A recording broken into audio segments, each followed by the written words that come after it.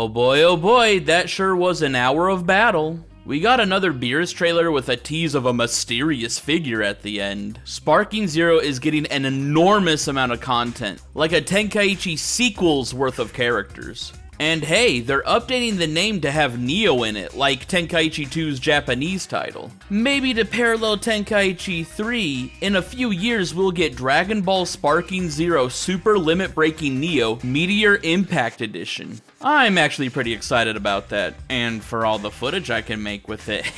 Well, let's get into what we're actually here for. Xenoverse 3. I didn't want to make a video back during the first teaser trailer as there really wasn't much to work with. I had a feeling deep down that it could have been Xenoverse 3 even before the playlist leak, but it's pretty easy to say that in hindsight. So I'm not gonna act like a genius for predicting it. I decided to wait until we had a little bit more to work with because knowing it's a part of the Xenoverse series gives us an idea of what to expect. But there were some hints in that first teaser trailer we'll go over now.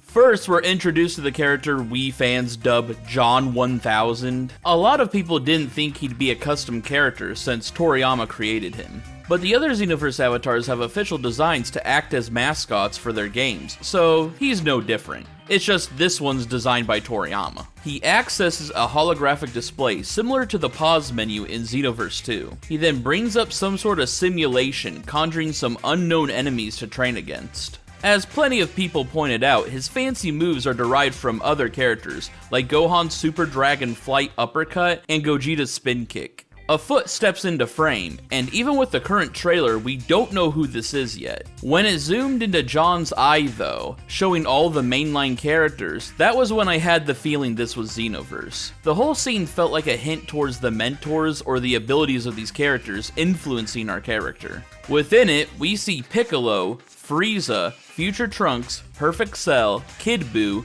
Beerus, Dragon Ball Super Broly, Superhero Ultimate Gohan, Vegeta, and Goku. The silhouette of his outfit looks different, which caused some people to initially assume he's Goku Black. But his eyes were clearly regular Goku's, even if the outfit didn't match. John then goes Super Saiyan, implying he's a member of the Saiyan race. But we can get into that a little later. Then the title drop of Project Age 1000. Immediately, Dragon Ball Online became the talking point, as that game took place in that very year. But Xenoverse had repurposed plenty of material from Online in the past, between characters, designs, and even lore. So one of the major things still untouched was Online's actual setting.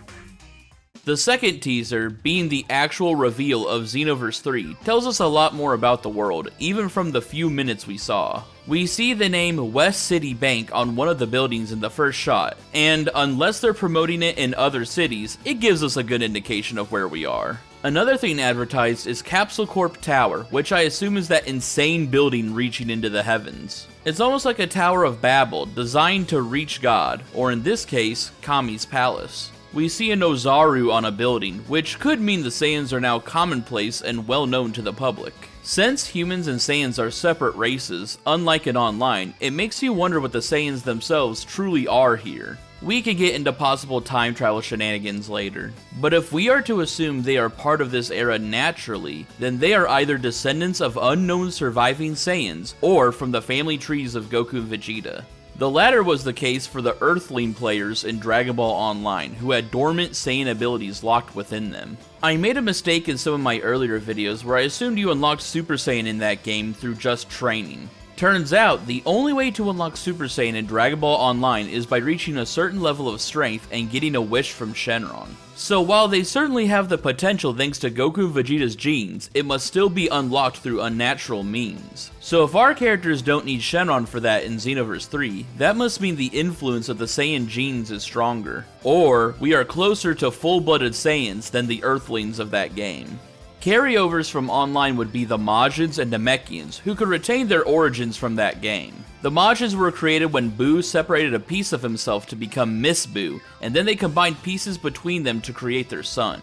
This would continue, causing the Majin population to rise. This is already represented in Xenoverse 2 in Buu's house, where he reads the same book he read in Dragon Ball Online that taught him about love and procreation. So that origin, I'm betting, will stay intact. What may not stay the same is the origin of Namekians on Earth. Many years before Age 1000 in Online, Mira and the Timebreakers destroy New Namek, forcing the survivors to take refuge on Earth. Would that be reflected at all, with Mira's absence? Potentially, maybe thanks to some other villain, or they simply migrate to other planets for fun. When you think about it, this setting is forced to be different from Online's, as the Frieza race is now prevalent, which we can possibly see reflected in some of the city's architecture. There's talks that the androids and the Demon Realm race may be playable, and if so, those would go on to affect this era as well. While I don't know if Daima would influence the setting, that series ended with the Demon Realm opening back up to the multiverse, so demons should have more opportunities to arrive on Earth. This might mean, along with regular Earthlings, Earth will be full of Saiyans, Namekians, artificial Majins, Frieza race members, and potentially androids and demons, only adding to this diverse planet of cultures and people. Our point of view character initially isn't John, but a kid named Brett. In Japanese, it's apparently pronounced Buretta, like bullet, but I think English is sticking with Brett. He appears to live in the city and personally knows some of its residents.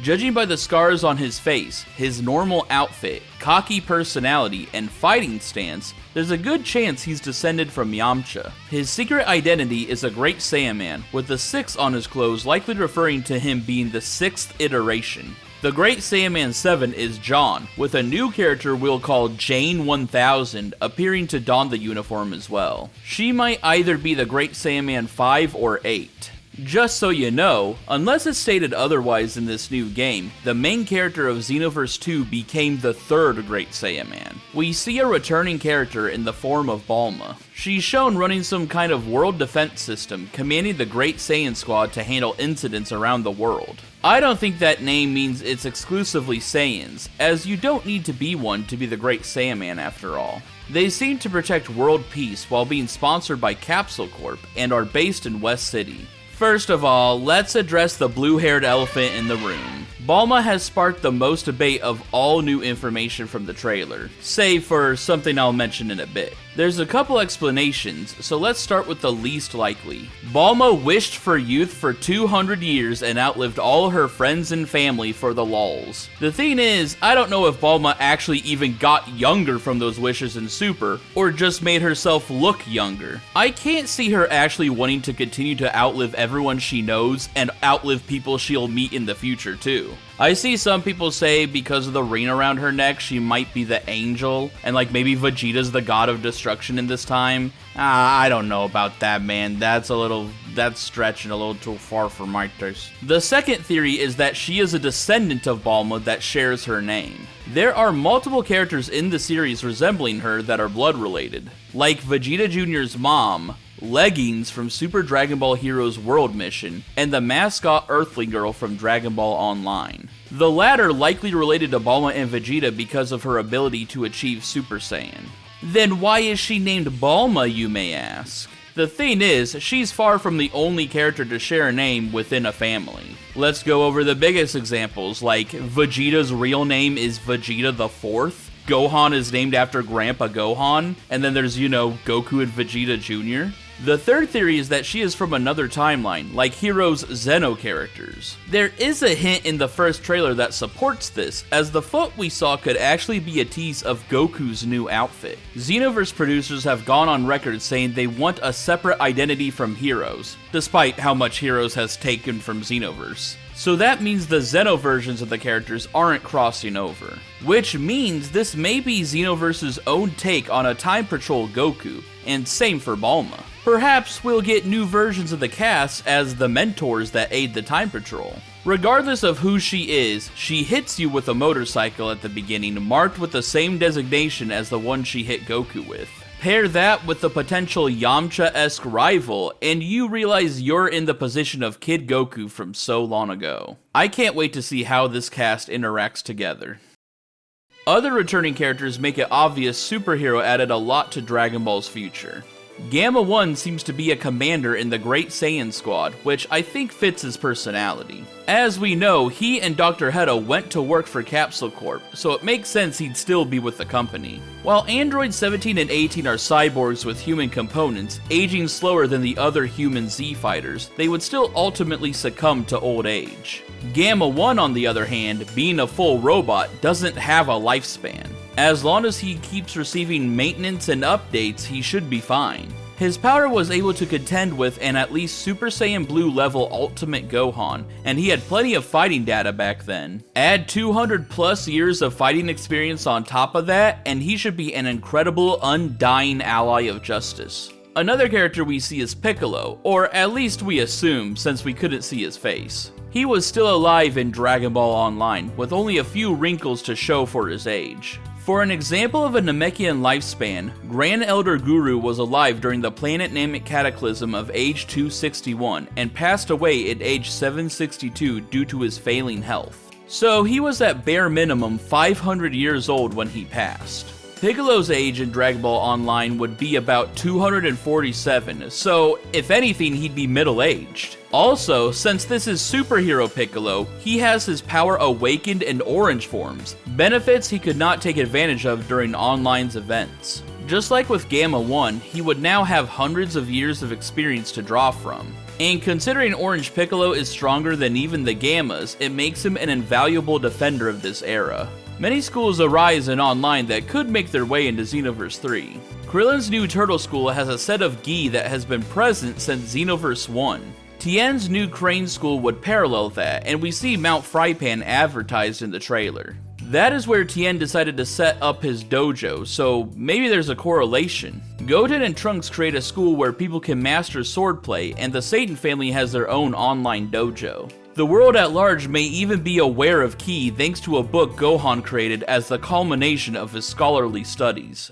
There are also enemy factions that could seek to rule this era, like the Frieza Force Remnants. In Dragon Ball Online, they waited until Mr. Satan passed away, assuming he was the one who killed their leaders. But with Super's context, they should be revitalized now and well aware of how dangerous the Z-Fighters are. Something I neglected to mention in my online video is the Z-Warriors that face them showed up in Great Saiyaman costumes to hide their identities. This could lead to the Great Saiyaman becoming an even more important symbol of peace in Age 1000. Frieza could also still be alive since we have no clue how his lifespan works. There's always a chance someone or something could have ended his reign before this year. The Red Pants Army could also be present. Despite initially being led by General Bond, the real masterminds are a giant robot copy of Commander Red and a clone of Dr. Gero. This could create some good conflict with Gamma 1, having to face another phase of the organization that created and betrayed him.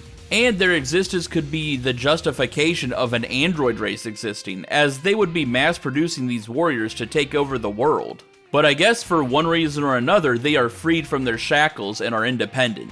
Also, if I had to place my bets on those soldiers from the first trailer being from a specific faction, I could see them being future Red Ribbon or Red Pants soldiers. When the Namekians landed on Earth, the demonic influence of the old King Piccolo caused some to develop darkness within their hearts. These dark Namekians would create their own clans and spread into the dark corners of nature. Piccolo felt responsible for this, and I could see some great conflict a Xenoverse 3 Piccolo would have to face. His past life ruining the lives of his people on the planet he's supposed to protect with Goku and Gohan gone.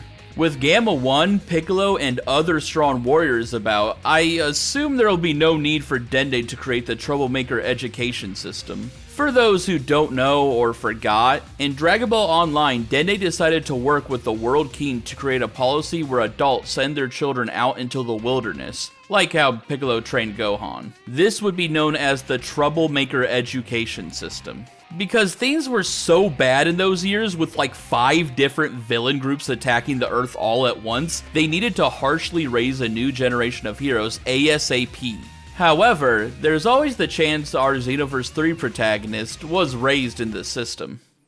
A main faction you would expect from Xenoverse and Online appears to be absent here, the Time Patrol themselves. Obviously, they could still be here, just not shown in the first 2 teasers. But there's one thing that will have the biggest effect on the Time Patrol's fate, that being Future Saga Chapter 4, the final Xenoverse 2 DLC. After 10 years, it's crazy seeing those words. Has there been a more supported game in Dragon Ball's history? And also, when a Dragon Ball game gets their last DLC, it's not treated with this much fanfare. The game is even crossing over with other games as a celebration. It's a monumentous occasion. I want to eventually go over the Future Saga after the final DLC comes out, because it has revitalized Xenoverse 2 in many ways. Between clearly imported Xenoverse 3 models, interesting story content, and crazy twists you'd expect out of Heroes, since, you know, Xenoverse tends to play it far safer. The current story has built up to something big, with one of the best storylines in these games.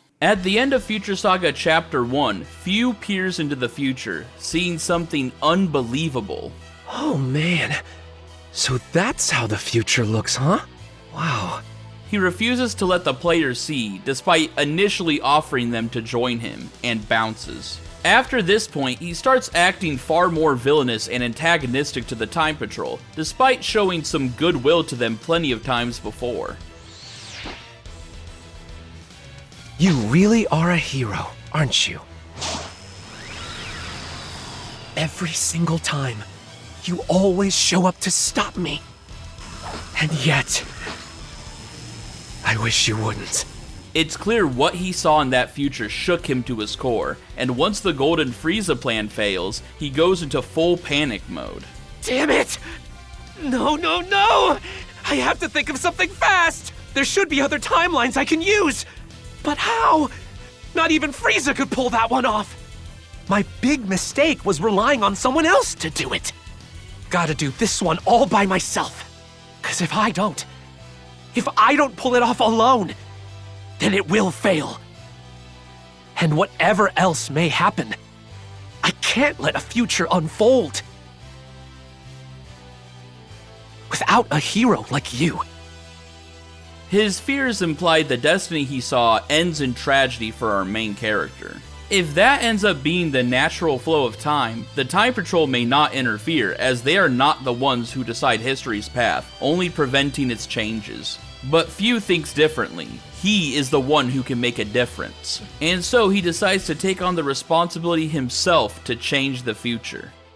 In the trailer, Trunks tells us to protect history as they, assuming the Time Patrol, will be wiped out soon. Is it Fu's doing, or is this the event Fu is trying to prevent? Well, one often meets his destiny on the road he takes to avoid it. In trying to change this bad future, he may be the one inadvertently causing it, which would be an ultimate ironic tragedy. Either way, we see the crack of time with inverted colors, as characters like Jiren and Hit are possessed by supervillain energy. We then see Chronoa possessed by an ultra supervillain crystal, but the time rift has normal colors, leading me to suspect this is before the events that caused that. Perhaps the corrupted Supreme Kai of Time is responsible for everything going crazy. Villains from across history are given the ultra supervillain aura, joining Fu's side. Most notably though, Toa and Mira are among them. This is the first time they've appeared in the post-game outside of parallel quests, meaning I think this might be more than simple alternate versions of them. This could be the original Toa and Mira revived, or saved by the hands of their son. If they survive this coming battle, they could go on into Xenoverse 3, so, you know, maybe Mira will go and blow Planet Namek up. Heroes arrive to support the Time Patrol, more than likely the mentors and residents of Kanton City. It seems like an uphill battle, but the green energy teased in a previous trailer is now shown in full. Ultra Instinct Goku looks like he's shaking off the ultra supervillain aura before being enveloped in green energy, perhaps creating the perfect counter, Ultra Superhero. Fitting how we spent over a decade in 2 games dealing with this evil Demon Realm time crystal magic, and now we finally get to use it for ourselves. These events will shake the foundation of Xenoverse to its core, but I don't think the Time Patrol will stop existing for good. One thing people point to is the logo having the 3 shattered and being rebirthed into something new. While I see the vision, I also see it as more of a broken timeline. The old world of Xenoverse 1 and 2 aren't gone, but shattered, and the survivors will make their way into this new timeline. Also, we never did get to see what the timeline Toki Toki's egg was supposed to create was like at the end of the base game. Maybe it's Xenoverse 3. And as the old world breaks down, remnants will be able to escape into the new one. In Dragon Ball Online, Trunks arrives in age 999 to warn Dende of Mira's existence. Perhaps something similar happens here with Trunks, Chronoa, or someone else arriving into this world to warn them about the threat from a previous timeline. Maybe Toa, Mira, Fu, Demigra? Who knows? In Super Dragon Ball Heroes World Mission, Trunks disguised himself as the Great Saiyaman 3, so there's a chance he's working at Capsule Corp right now, biding his time before he reveals himself. Who could he be hiding from? Well, if you consider Fu is able to disguise himself and fool the main cast, and we compare his outfit to Bulma's... Nah, that's just a coincidence. But it would be a wild reveal if the real answer to who this Bulma was is that she's just a different character the entire time. I saw people talking about that and I just thought I had to bring that up because that's such a funny idea. Regardless, I don't think the Time Patrol will leave the third installment, as it's a core part of the series. I believe it'll be like Dragon Ball Online itself, where the Time Patrol is part of the story rather than the entire focus. Age 1000 is an amazing setting, rife with potential to explore. But they aren't about to deprive you of the iconic Dragon Ball moments. I mean, even Online wanted you to experience the Saiyan and Namek arcs. All in all, I'm excited for this game, and Xenoverse 2's final DLC. One day, we'll just play it ourselves and see just how much carries over from Online. Or if Toriyama decided to completely wipe the slate clean and reinvent the world. I'm sure a lot won't carry over, but the developers have been adding in references throughout the whole series, so I don't expect that to be gone anytime soon. We're bound to find callbacks all over the place. Also, if you want to know more about the lore of Dragon Ball Online, I have a whole video made just for that. Online is being revived once again, and finally, Xenoverse 3 is more than just a joke or a dream. Until next time, keep it 1000.